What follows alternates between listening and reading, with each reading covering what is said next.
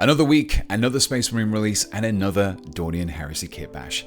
Games Workshop sent me the new Iron Hands character, Caanok Var, so naturally, let's turn him into a member of the 4th Legion. So join me as I build a Loyalist Warsmith of the Iron Warriors. Caanok Var is an Iron Hand, which means that there are already a number of design tropes shared with the Iron Warriors, making him the ideal candidate for this conversion. After removing a few parts to build the legs, I cleaned them up and set aside the shin armor.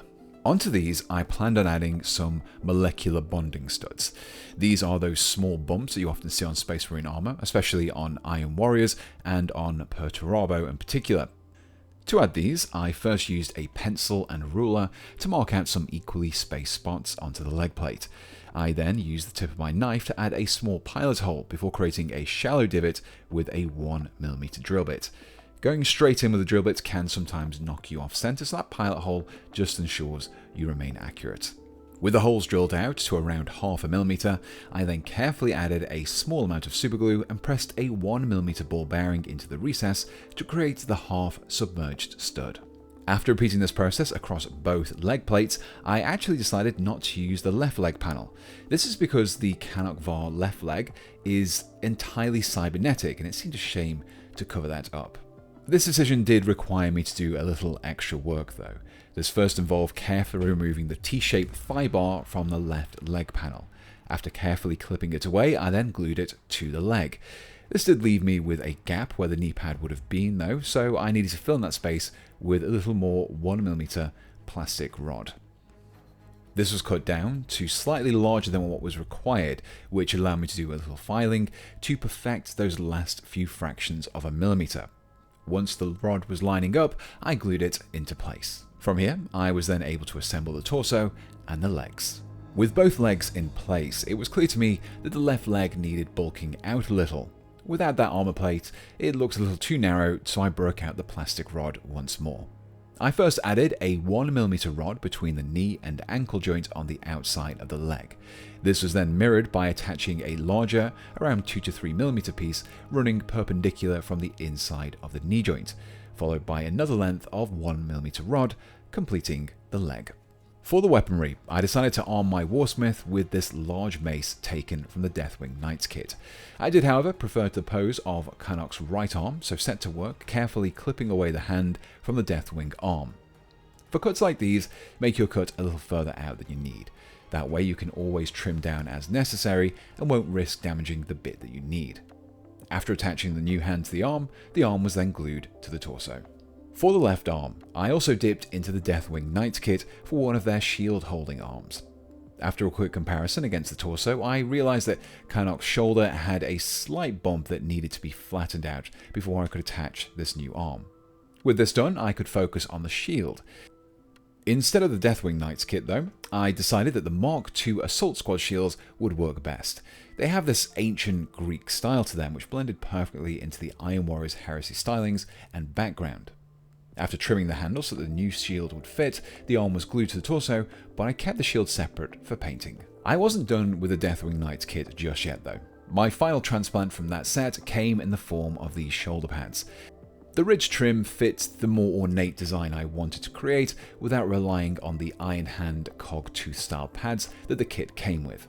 The Terminator honours on the left pad could remain, but I did need to remove the Deathwing symbol from the right. For this process, remove your larger details with clippers or a knife before employing a scraping motion to smooth out further. A final pass with a file or fine grit sandpaper will leave you with a smooth, featureless surface. From here, the left pad was glued on, but the right pad was also left separate. For the head, I wanted to continue with that ancient Greek inspiration by using this laureled Ultramarine upgrade head. Now at the time of making this video, the new Ultramarine kits and upgrade sprue have been announced, so if you're making this, I would recommend some of the more similar head choices from those kits. This particular head did need to have its neck trimmed down to allow it to fit against the Terminator armor. However, instead of gluing it now, I also kept the head separate for painting. Before moving on though, I did add another ball bearing into the small gap just above the head. This would normally house a cable running from Caanok Var's head, but now it's just an extra sensor. But before we go any further with our Iron Warrior, let's first hear from the sponsors of this video, Holtzkern. If you're looking to elevate your everyday gear or just want something genuinely unique on your wrist, you have to check them out. Holzkern is a watch and jewelry brand for both men and women. Their story begins in Austria, and the name Holzkern literally means wood core in German. And the core of their brand is that all of their products are made from natural materials. That means real wood, stone, feathers, leaves, and other natural elements. It's what ensures every single watch and every piece of jewelry is both unique and of an exceptionally high quality. For example, this is the melodical marble silver watch. It pairs a beautiful silver stainless steel case with a genuine white marble dial and a classic brown leather strap. It's also a full-featured chronograph. It looks clean and stylish, and is definitely something I'll be wearing when I want to dress up a little more. Holzkern also focuses on responsible production. They manufacture their products in small, carefully managed quantities to ensure their process remains ethical and sustainable. This commitment to quality is why every product comes with a 2-year guarantee. And here's the best part: Holzkern offers free worldwide shipping straight from Vienna. And if you're in the US, don't worry, because customs have already been taken care of and your order shows up fast, typically within 5 to 9 business days with no unexpected costs or hassle. So if you want a beautiful, unique watch or piece of jewelry, then check out the link in the description and use my code WARGAMER at checkout to get 15% off your entire order. And with Christmas just on the horizon, Holzkern can be the perfect gift for your loved ones. A big thank you to Holzkern for sponsoring this video. Now let's get back to that Iron Warrior. Continuing with the ancient Greek stylings, I next took these Tarugis from the Saturnine Praetor kit. After clipping down their length, separating out the strips, and cleaning up the cuts, they were then glued just beneath the shoulder pad. For the right pad, I did have to do a dry fit of the new pad just to make sure things were lining up correctly. My final adjustment was to add a little extra cabling to the model. Again, if you look back at the Heresy era Iron Warriors, this is a common feature. Now, instead of using guitar wire for this step, I instead used some of Zinge Industries' posable wire wrapped cable. This comes in a few diameters, and I find it much easier to bend, adjust, and is generally easier to work with than guitar string. To mount the cable, I drilled a few 1mm holes into the torso, leg, and one of the sensors before supergluing some of the small sections of wire. At this point, I was just about ready to start painting, but first I had to add some wire holes to the shoulder, head, and shield, drilling a small hole into each before gluing a length of steel wire. For the model itself, I chose to mount him onto a smaller temporary base to make painting his scenic base a little easier. With all the parts prepped, my next step was to lay down a primer coat. As I intended to go with the classic metallic scheme of the Iron Warriors for this model, I settled on some Vallejo Gloss Black primer via my airbrush. As the name suggests, this dries with a high gloss finish that will really help the reflectiveness of any metallics that I apply over the top. Speaking of metallics, I next gave everything a coat of gunmetal from the Vallejo Metal Color range.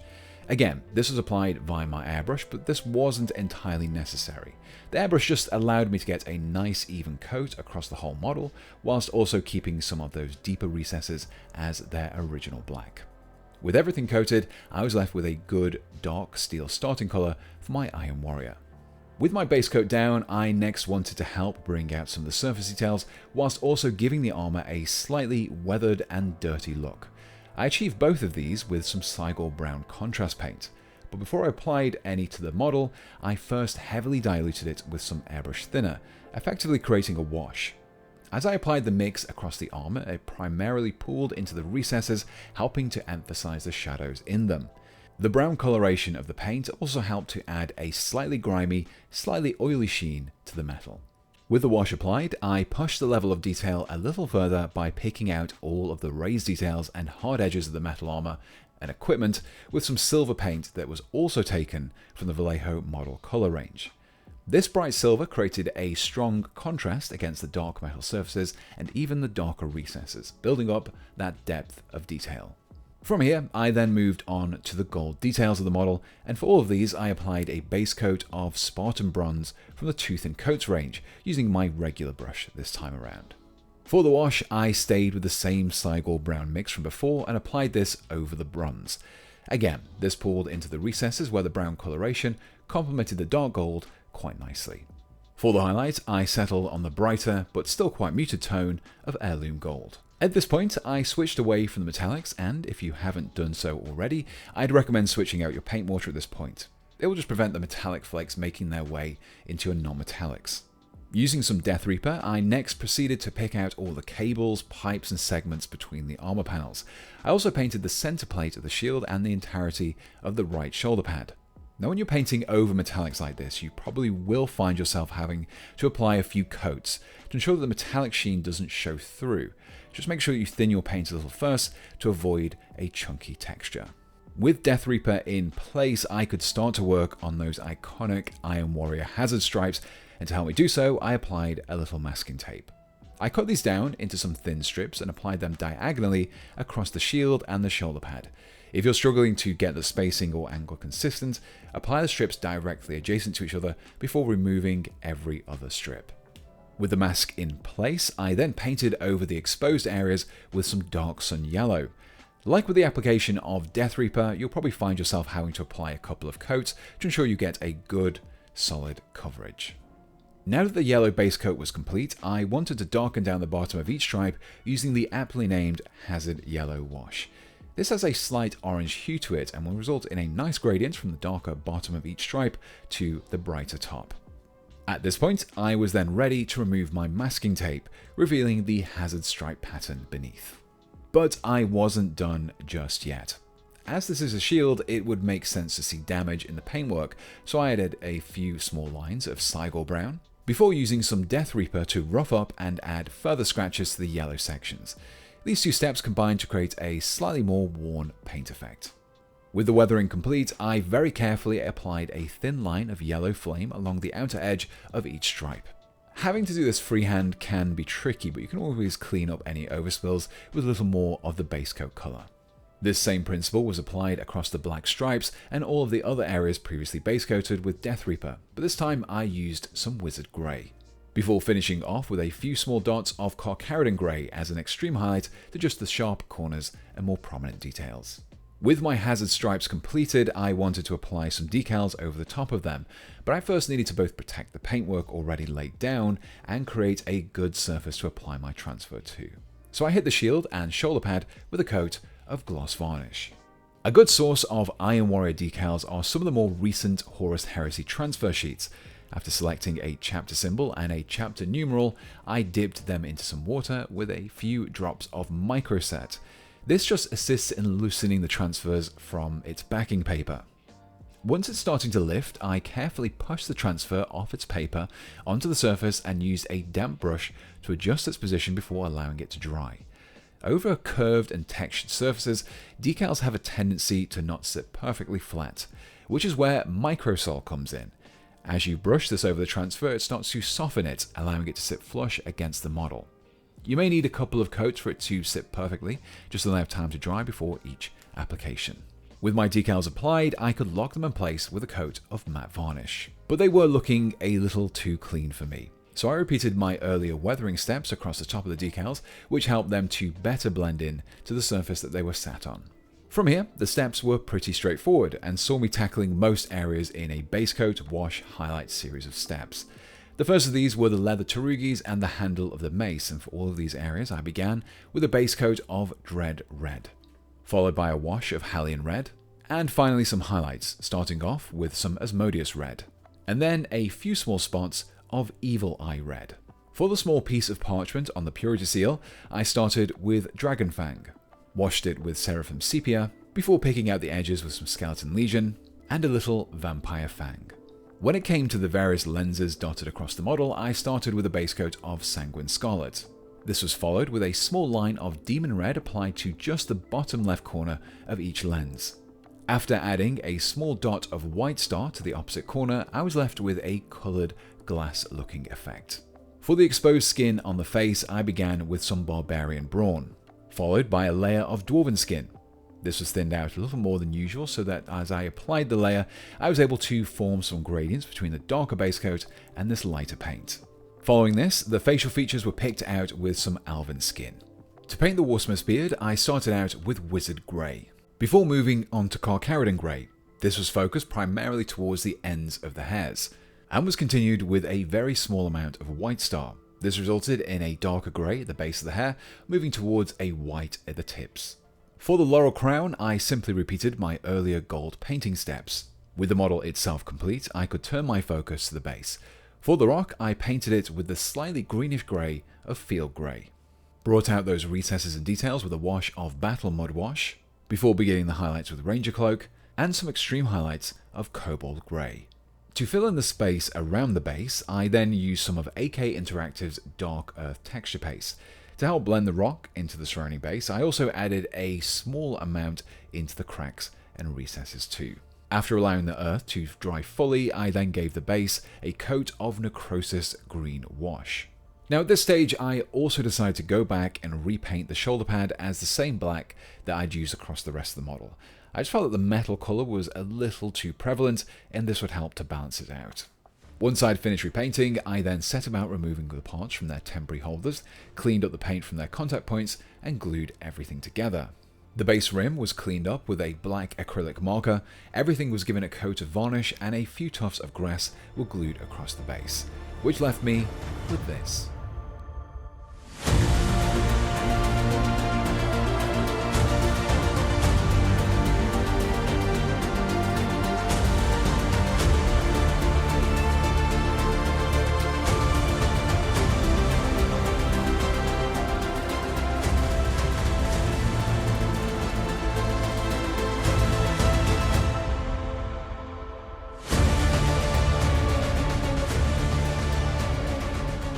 And here we have my completed Warsmith of a Loyalist Iron Warriors chapter.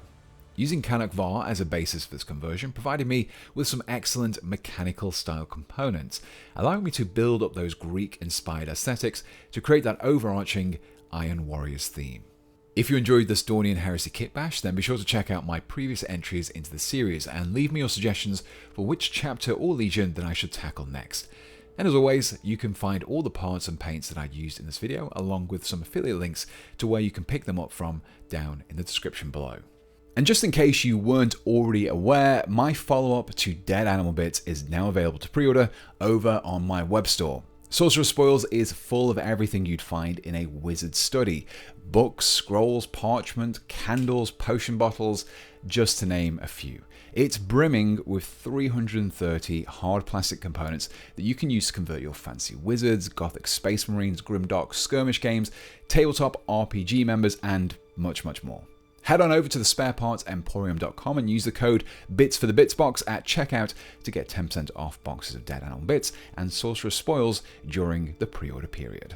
But before I go, let me say a huge thank you to everyone who continues to help keep the channel going. And if you would like to support me too, you can get early access to ad-free videos, exclusive merchandise, and even your name in the credits. Simply follow my Patreon link below or hit the join button, just like my top Patreon supporters did, who are Nail5, Andrew Butler, Andrew Marston, Ban Yevrian, Berserker, Dakota Goburi, Daniel Dowling, George Kanzini Roberts, Immaterial Creations, Cornbread, Little Templar, Maciej Savitsky, Matt's Mini Minute, Molly Mork, Sam Sepulveda, Swedsman, and Tim. And my top channel members, who are Andrew Chell, Bon Johnson, Chris Toomey, Dave, Doug H, Dwarf of War, Guy Bezant, John Gibbs, Kaiser Waffle 11, Mark Taylor, Misa Pogon, Nerdington Paints, Omnitom, Patrick K, Philip Poya, Ryan O'Shaughnessy, SO, SJ Carper, Stowbox, Tactical Batman, The Sire Acquired, Tylo, and Whale Tussler. So until next time, thanks for watching, and goodbye.